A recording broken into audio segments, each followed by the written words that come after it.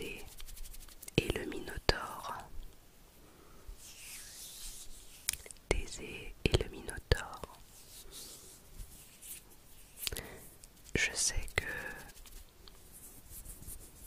vous êtes assez nombreux et nombreuses à aimer les lectures chuchotées sur la mythologie.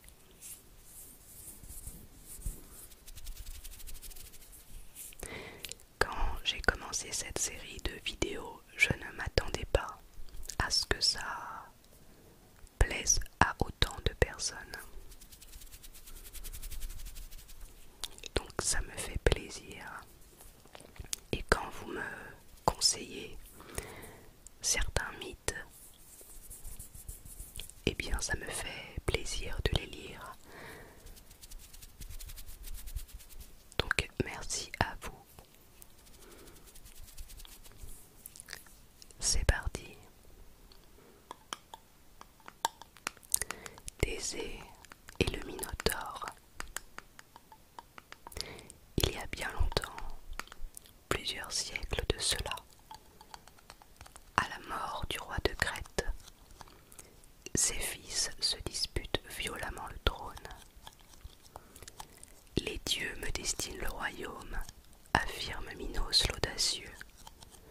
Regardez, il m'aime et m'accorde tout ce que je demande. Minos s'adresse alors au dieu de la mer. Ô grand Poséidon, qu'un taureau jaillisse de la mer, que mes frères et tous les Crétois voient ta puissance.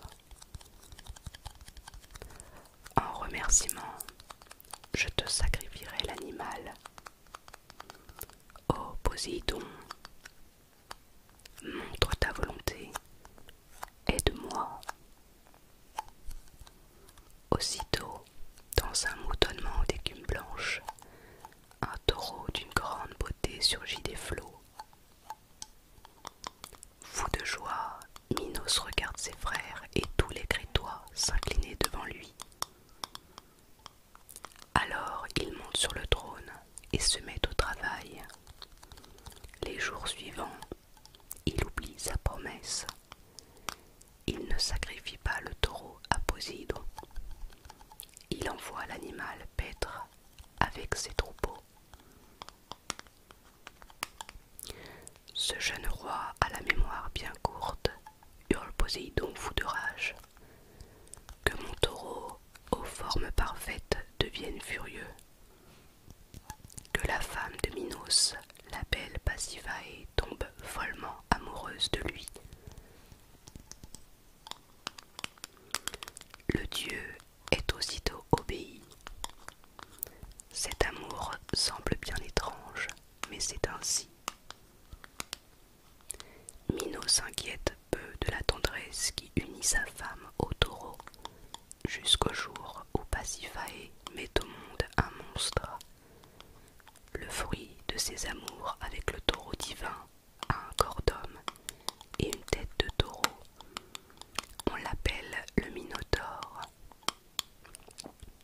Effrayé, offensé et honteux, Minos court au temple, prie Poséidon, implore son pardon. Un pesant silence lui répond. Alors il convoque Dédale, son meilleur architecte. Aide-moi, lui ordonne-t-il. Construis un bâtiment composé d'un tel enchevêtrement de salles et de couloirs que celui qui y pénétrera ne pourra jamais en sortir.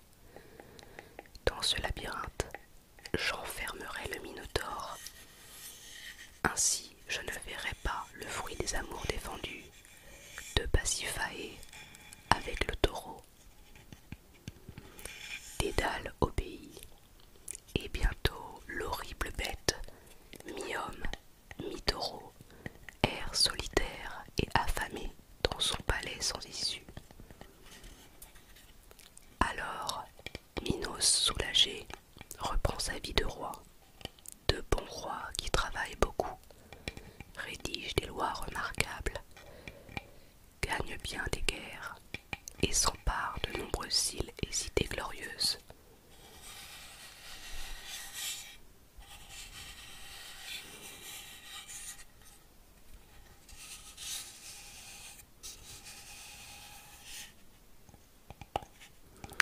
De victoire en victoire, Minos exige toujours plus des peuples vaincus. Aux Athéniens, il ordonne que tous les 3 ans, 7 jeunes hommes et 7 jeunes filles quittent Athènes, franchissent la mer jusqu'en Crète et entrent sans armes dans le labyrinthe pour être dévorés par le Minotaure. Sort cruel, chacun sait qu'il est impossible de tuer à main nue un tel monstre. Chacun sait qu'on n'en ressort jamais vivant. Les années passent, les Athéniens s'apprêtent à envoyer des jeunes gens pour la 3e fois vers la Crète. En ville, la colère gronde. Égée, le roi d'Athènes, ne sait que faire. Quand soudain, son fils unique, le prince Thésée, se porte volontaire pour partir. Je tuerai le Minotaure, jure-t-il devant la foule. Soyez sans crainte. Dans quelques jours, le monstre sera mort. Mon fils, s'inquiète le roi, te rends-tu compte du danger? Mon père, je tuerai ce monstre, affirme de nouveau le prince. Puisque ta décision est prise, dit le roi ému par sa jeunesse et son courage, voici 2 jeux de voile pour ton navire.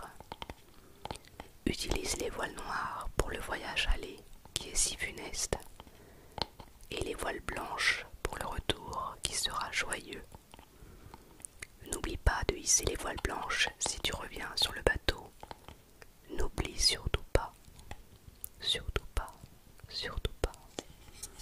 N'oublie surtout pas. Pendant le voyage, les jeunes Athéniens tremblent en pensant au Minotaure. Seul Thésée n'a pas peur. Arrivé en Crète, Thésée remarque sur le rivage la princesse Ariane, fille de Minos. Il la trouve fort belle et elle le trouve magnifique. Magnifique. Elle ne veut pas qu'il soit dévoré par le Minotaure et décide d'aider celui qu'elle aime déjà. Elle pâlit en pensant à la fureur de son père. Prends cette pelote de fil, propose Ariane au prince. Quand tu seras dans le labyrinthe, déroule-la tout au long du chemin. Ainsi, tu retrouveras la sortie. Mais promets-moi de m'emmener avec toi et de m'épouser. Attends-moi, douce princesse. Je tue ce monstre et t'enlève aussitôt. Tu seras ma femme, murmure Thésée. Je te le promets. Sans hésiter, le jeune homme suivi par les Athéniens entre dans le labyrinthe, la pelote à la main. Il marche d'un pas ferme quand soudain, au détour d'un couloir obscur, il aperçoit le monstre. Thésée, brûlé par la fumée sortant des naseaux de l'immonde bête, se protège des coups de pied de l'animal affamé qui racle la terre furieusement. Excité par la chair fraîche, le Minotaure se précipite sur sa proie. Les 2 combattants roulent sur le sol. Le prince évite les cornes pointues, repousse la gueule prête à mordre, ignore ses blessures. Couvert de poussière, il redouble d'efforts, martèle le monstre de coups de poing et de coups de pied, et finit par le tuer. Enfin, le Minotaure est là, à ses pieds, anéanti. Pour sortir sortir du labyrinthe, Thésée suit le fil de sa pelote qui court le long des salles vides et de couloirs tortueux. Il retrouve ainsi son chemin. Il tire le Minotaure par l'oreille et l'abandonne devant la porte où l'attend la belle Ariane. Minos verra ainsi que le monstre est mort. Craignant la colère du roi, Thésée, Ariane et les jeunes Athéniens se précipitent au port, s'abordent les navires crétois pour ne pas être poursuivis, embarquent sur leur vaisseau, hissent la voile et gagnent la haute mer. Le soir même, le cœur est en fête, ils font escale dans la petite île de Naxos. Le Minotaure est mort, Athènes est sauvée. Depuis des jours et des nuits, le roi Égée, fou d'inquiétude, scrute en vain l'horizon. Il attend son fils unique. Enfin, il aperçoit le bateau, mais les voiles noires flottent au vent. Thésée ayant oublié de changer les voiles. Désespéré, le roi Égée se jette à la mer et se noie. En souvenir de lui, cette mer porte son nom. On l'appelle la mer Égée.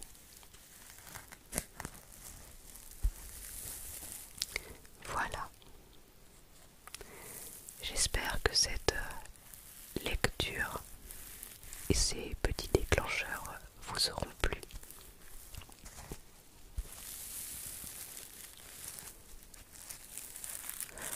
Petite précision concernant les textes, je les trouve sur internet. Il en existe beaucoup de versions différentes. Il y a des versions pour les étudiants, des versions pour les plus petits. Je ne sais jamais vraiment laquelle choisir. Donc parfois je sais que certains d'entre vous sont assez déçus d'entendre telle ou telle version plutôt qu'une autre. Donc si jamais vous avez